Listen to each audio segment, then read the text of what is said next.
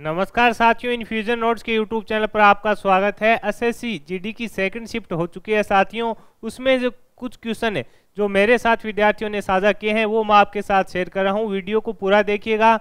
आगामी प्रतियोगिता परीक्षा जो कल परसों होनी है साथियों, उसके लिए काफ़ी इंपॉर्टेंट रहेंगे। जो क्वेश्चन है उसके आधारित ही क्वेश्चन साथियों लगातार एग्जाम में पूछे जा रहे हैं। पहला क्वेश्चन साथियों पूछा गया था कि मिताली राज का संबंध किस खेल से है, यानी खेल खिलाड़ी से क्वेश्चन लगातार पूछे जा रहे हैं। मिताली राज साथियों भारतीय महिला क्रिकेटर है। इनका संबंध किस खेल से हो जाएगा? क्रिकेट से हो जाएगा। ये पूछा गया था। इसके अलावा पूछा गया था कि जसप्रीत बुमराह का संबंध किस खेल से है। दोनों क्वेश्चन साथियों क्रिकेट से संबंधित पूछे गए थे। जसप्रीत बुमराह का संबंध भी क्रिकेट से है और मिताली राज का संबंध भी किससे रहेगा? क्रिकेट से रहेगा। इसके अलावा साथियों बिहार की साक्षरता दर 2011 की जनगणना के अनुसार कितनी थी? तो साथियों 61.08% थी। जो प्रथम पारी हुई थी साथियों उसके अंदर पूछा गया था कि भारत की साक्षरता दर है जो कितनी थी, और इसके अंदर पूछा गया है कि बिहार की है जो साथियों साक्षरता दर है जो 2011 की जनगणना के अनुसार है कितनी थी। यानी सबसे इंपॉर्टेंट क्या है साथियों, जो लगातार क्वेश्चन पूछे जा रहे हैं 2011 की जनगणना से।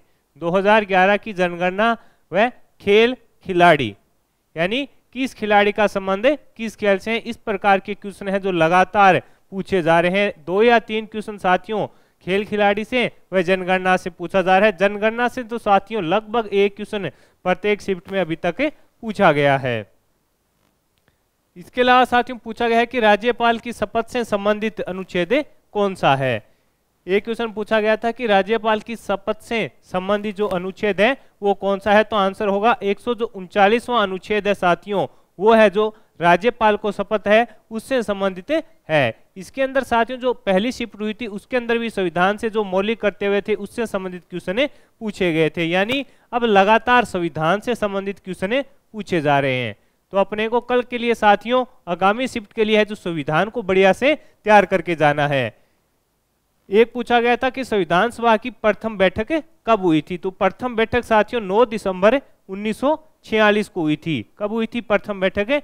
9 दिसंबर 1946 को हुई थी। यानी संविधान से 2 क्वेश्चन पूछ रहे हैं और जनगणना से साथियों 1 क्वेश्चन कन्फर्म में पूछा जा रहा है और खेल खिलाड़ी से क्वेश्चन पूछे जा रहे हैं। तो ये पैटर्न लगातार जारी है। तो अपने को ये सभी बढ़िया से तैयार करना है। कम से कम 4 या 5 क्वेश्चन साथियों इन 3 चीजें हैं जो जनसंख्या जनगणना हो गई और साक्षरता होगी, इससे इस प्रकार के क्वेश्चन पूछे जा रहे हैं। इसके अलावा खेल से क्वेश्चन पूछे जा रहे हैं और संविधान से क्वेश्चन पूछे जा रहे हैं। एक क्वेश्चन पूछा गया था कि डांडिया नृत्य किस राज्य का लोक नृत्य है। तो आंसर रहेगा गुजरात।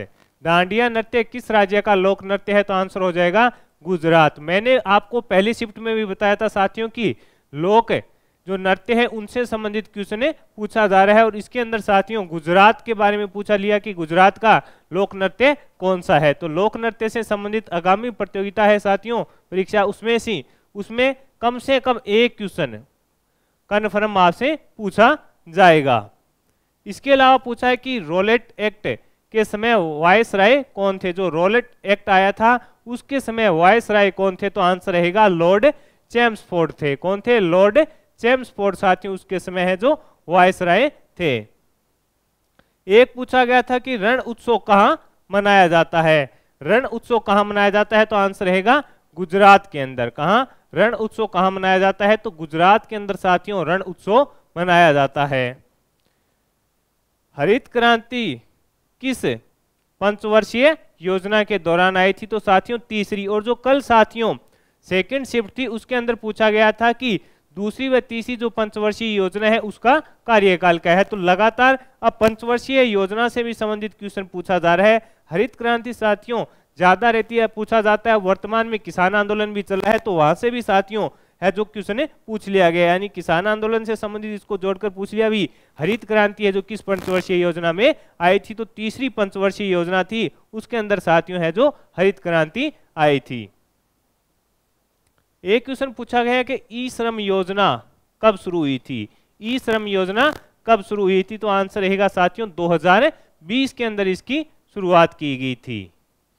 एक क्वेश्चन साथियों सकल घरेलू उत्पाद के बारे में पूछा गया था, वो स्टूडेंट पूरा बता नहीं सका कि किस प्रकार का पूछा गया था। सकल घरेलू उत्पाद के बारे में एक क्वेश्चन है जो पूछा गया था।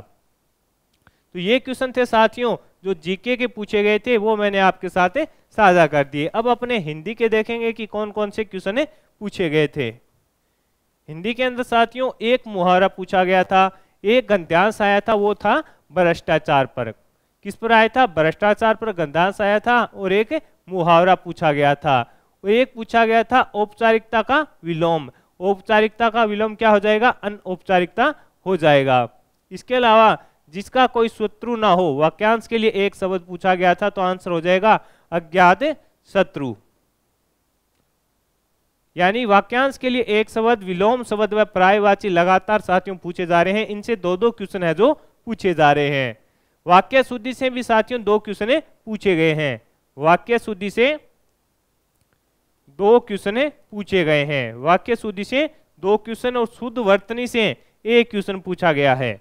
शुद्ध वर्तनी से संबंधित भी एक क्वेश्चन पूछा गया है।